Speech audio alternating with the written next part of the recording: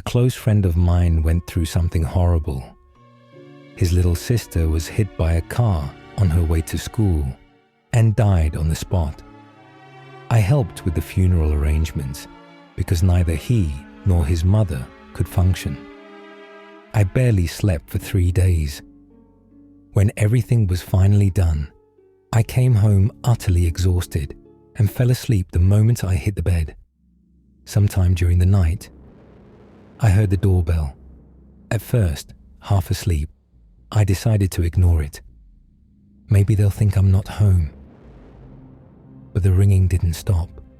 Persistent, constant, like whoever was standing there knew exactly that I was inside. Maybe it's my friend, I thought. Maybe the grief hit him harder in the night and he came over. I dragged myself to the door. It was 1:30 a.m. I opened the first door, reached for the deadbolt on the second, and suddenly a wave of anxiety hit me. I froze and decided to ask first, who is it? What I heard wasn't my friend, wasn't a neighbor, wasn't a man, wasn't a woman, wasn't a child. It was a voice completely out of place, flat, wrong, impossible to place, open. The last traces of sleep left me. I asked, "Who are you?" The response was sharper, more insistent, commanding, "Open." That's when I fully woke up. I tried to think who it could be, but then something hit the bottom of the door. Hard, like someone kicked it. I jumped. Any desire to open the door vanished. The handle rattled. "You knock again and I swear I'll come out there," I yelled, mostly to drown out my growing fear. A low, coarse, unmistakably male voice answered, "Open." I looked through the peephole. Blackness, like someone covered it with their hand, or stood too close. "I'm not opening," I said, "and if you keep ringing, I'm calling the police." What followed was a child's giggle, bright, delighted, wrong. Then the same coarse voice said, "They won't help you." Something in me snapped. Maybe the funeral numbed all my emotions, fear, grief, everything. I rushed to the kitchen, grabbed a heavy cleaver, stormed back to the door. I was ready to rip it open and scare the hell out of whoever was messing with me. My hand was already turning the lock when I heard a whisper on the other side. "He's opening." I froze, instantly. Then, a violent, bone-shaking slam into the door. The whole frame shook. I quickly locked everything back. A frustrated growl came from behind the door. "Whoever you are, leave me alone. God, I've had enough today. I can barely stand," I shouted. In response, a hiss, like cold water thrown onto burning coals. I listened for 10 minutes. Silence, complete, not a sound. I was so exhausted I didn't even check anything else. I went to bed. In the morning, thinking over everything, I couldn't come up with a single explanation. Later that day, after pacing around my apartment, I hung a small wooden cross and a saint's medal between the doors. Just in case. It's been a long time since that night, but I still wonder who came to my door the night after the funeral.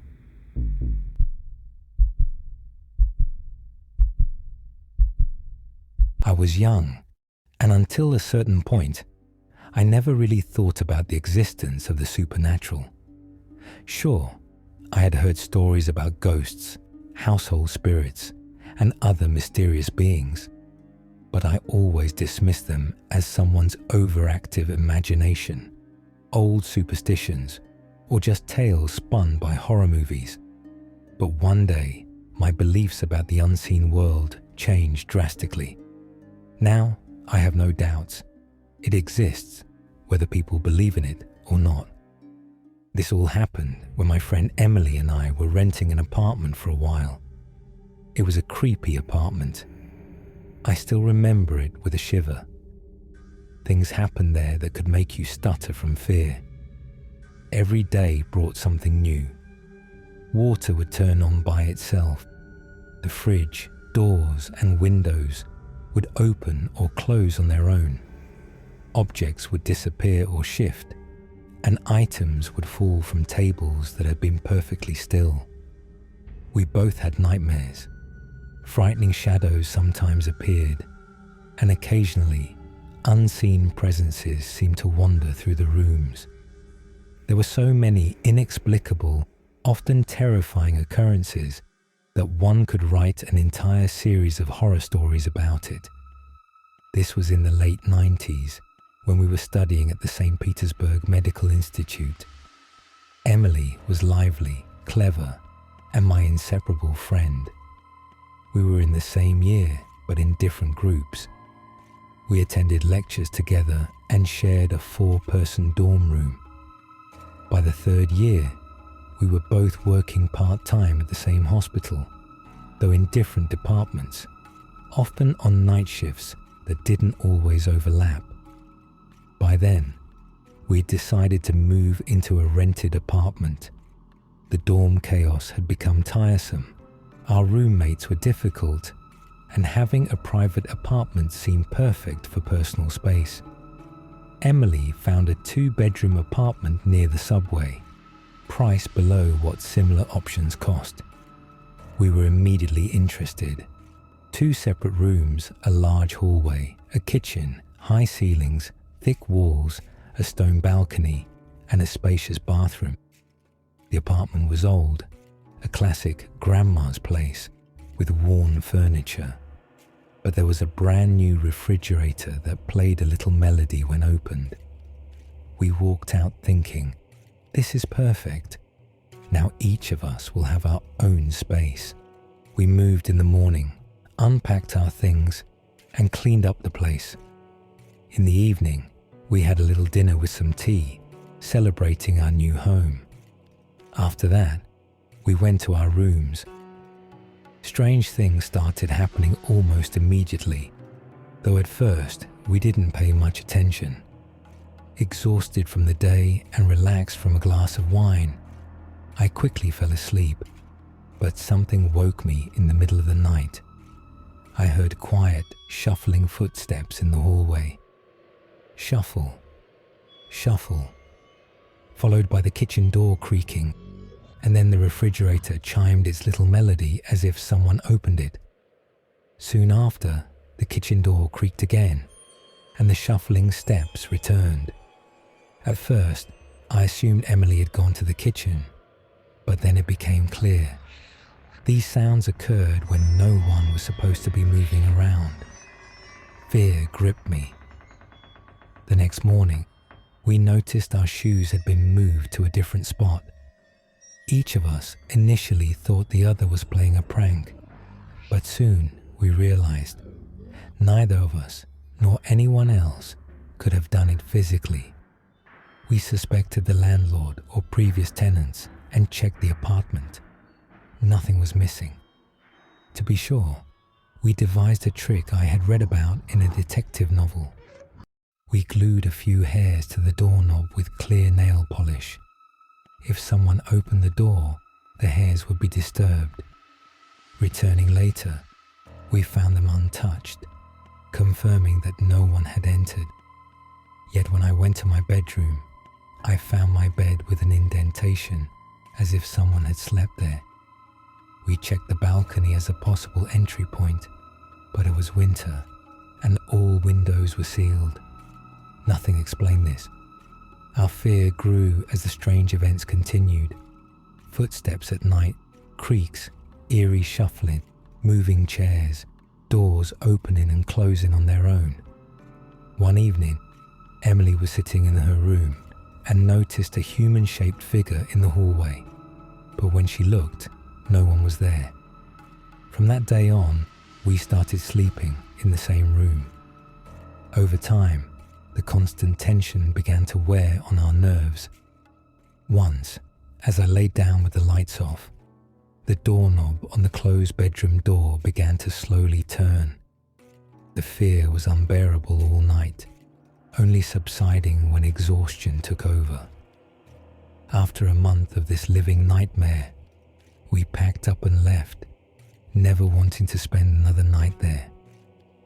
About a year later, while on duty at the hospital, I overheard a patient telling a story that mirrored ours almost exactly. This woman and her husband had rented the same apartment and fled within a month.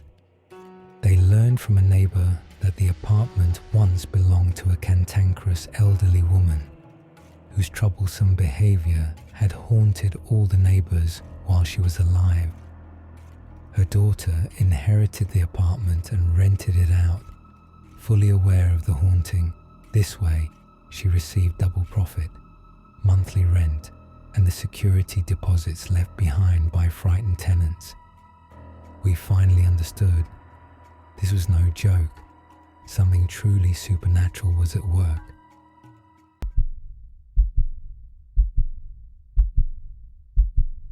We live in a world surrounded by mysteries and things we can't explain. Skeptics, like my sister, will always try to find a logical explanation for everything, even when there isn't one. But I've always believed there's much more hidden from us, and sometimes unseen forces quietly step into our lives or simply watch us.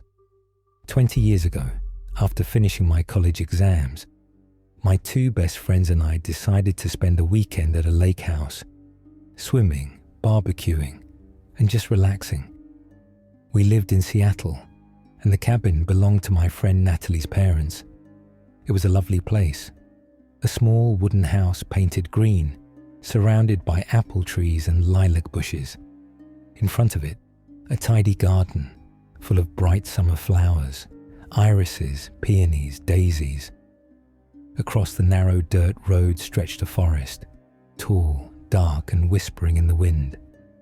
At sunset, the lake turned gold, and the sky melted from blue into rose and violet.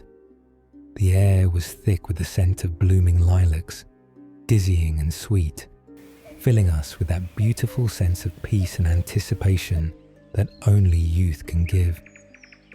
That evening, we sat by the fire, talking, laughing, sharing secrets. When you're young, it feels like life will always be this simple, like happiness is the default state of being. When night fell, we put out the fire and went inside.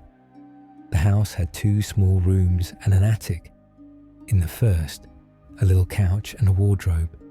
In the second, a bigger sofa, a dining table, and a china cabinet. Everything was neat and clean. It was obvious Natalie's parents loved this place. The girls took the sofa in the main room, and I lay down on the little couch by myself. Outside, the night was quiet and starless. I could hear the wind brushing against the apple branches. Then I realized there wasn't any wind. The branches moved anyway, scraping against the window like something alive. That's when I heard it, a soft rustle on the porch, then a faint, careful pressure on the door, as if someone was checking whether it was locked. A moment later, the doorknob turned, very slowly, very quietly. My whole body went cold. I lay perfectly still, facing the wall, my back to the door. The door didn't open, but then the sound of footsteps, soft, deliberate steps on the old wooden floor, moving closer. Someone was walking toward me. My heart pounded in my throat. I tried to tell myself it was a joke, maybe one of the girls trying to scare me. So I shouted without turning around, "Claire!" "I know it's you. Cut it out." From the other room, a sleepy voice answered, "What are you yelling about?" I turned. No one was there, but the feeling that someone was still standing in the middle of the room, watching me, was so strong, it was almost physical. I turned to face the door, pulling the blanket up to my chin. The air felt heavy, charged, as if the night itself was holding its breath. And even though I couldn't see anyone, I was sure something else was in that room with me. Somehow, I eventually fell asleep, though it was uneasy and shallow. When the first pale light of dawn crept through the window, I awoke to the faintest sound of footsteps. But this time, they were coming from the room where my friends were sleeping. A soft clink of glasses from the cabinet followed. I froze. My friend stirred. Claire mumbled, still half asleep. "Why are you up?" I whispered that I hadn't gotten up yet. Natalie, the owner of the cabin, yawned and explained calmly, "It's nothing scary. Sometimes guests hear him.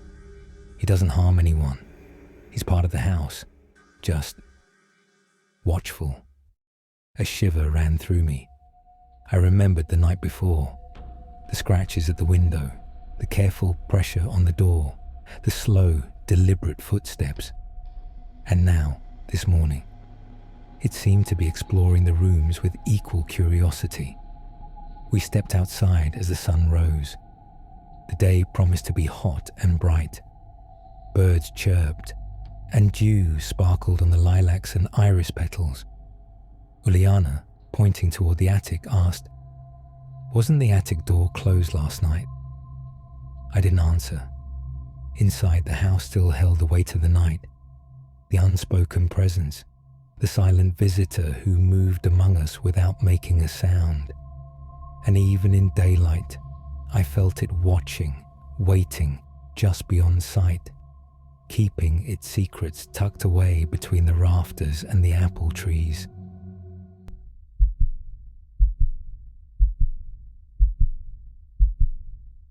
I was around 6 years old. We lived in a 3-bedroom apartment. That day, I wasn't home alone. My grandpa and my aunt were there too. It was spring, just about a month after my great-grandmother's funeral. I was playing alone in the far room, and then I got the idea to make funny faces in the mirror. This wasn't just any mirror. It was huge, almost 5 feet tall, and weighed about 20 pounds. My great-grandfather bought it back in the 70s. It stood on a dresser, secured with metal pins. Stacks of books were piled up in front of it because we were renovating. I put on a pair of old glasses that were lying there and started making silly faces. And then, from the corner of my eye, I saw her, my great-grandmother. I froze. Slowly, I took off the glasses and placed them back where they were. I sat down on the bed, shocked. Suddenly, the mirror lifted, as if someone had picked it up, and then it came crashing down to the floor, shattering into pieces. The loud noise shook the entire house. I just sat there completely still, staring at the broken mirror. My grandpa and aunt rushed into the room, panicked, asking if I was hurt. I was in a trance. All I could say was no.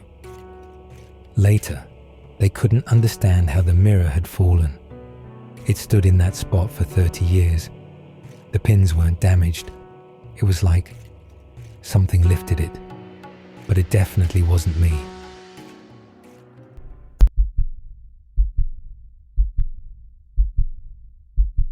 This happened in 2016.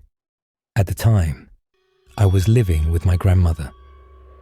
The weirdness began right after New Year's. One night, I was sleeping, feeling too hot. I stuck my leg out from under the blanket, and suddenly, I felt a hand slowly run up my leg, starting from my knee. I jumped up, terrified, turned on the lamp, no one there. Another morning, I heard my sister's voice in the hallway. "Hello, anyone home?" I looked out. Empty. She didn't even have a key to get in. During breakfast, I asked my grandma if she noticed anything strange. She calmly replied, "Oh, there's a little bit of devilry here. Don't pay it any mind." That scared me even more. Soon after, I started having nightmares every night. And then, the worst happened. One night, around 11 p.m., I was drifting off to sleep when I heard a loud, mechanical scraping sound, like metal grinding. It kept growing louder. Then, a terrifying woman's scream, right in my ear. I opened my eyes, terrified. Darkness all around. Then came the knocking. Loud, steady knocks. 4, maybe 5 of them. Like someone knocking hard on a wooden table. I was frozen with fear. After a few seconds, I made a choice. I turned on the light. The room was empty. Everything in its place. I cried from sheer terror. I didn't sleep the rest of the night. The next day, I checked the room, tapping every surface. The knocking sound matched only one spot, the side panel of my desk. After that, I stayed with a friend for a few nights. I told my mum and sister. They gave me advice and told me to visit a monastery. I did everything they said. Things seemed to calm down. But deep inside, I knew this wasn't over. I was right, except I wasn't the one who paid the price. A month later, my mother was in a car accident. She didn't survive. To this day, I have no explanation. I just hope nothing like that ever happens to me again.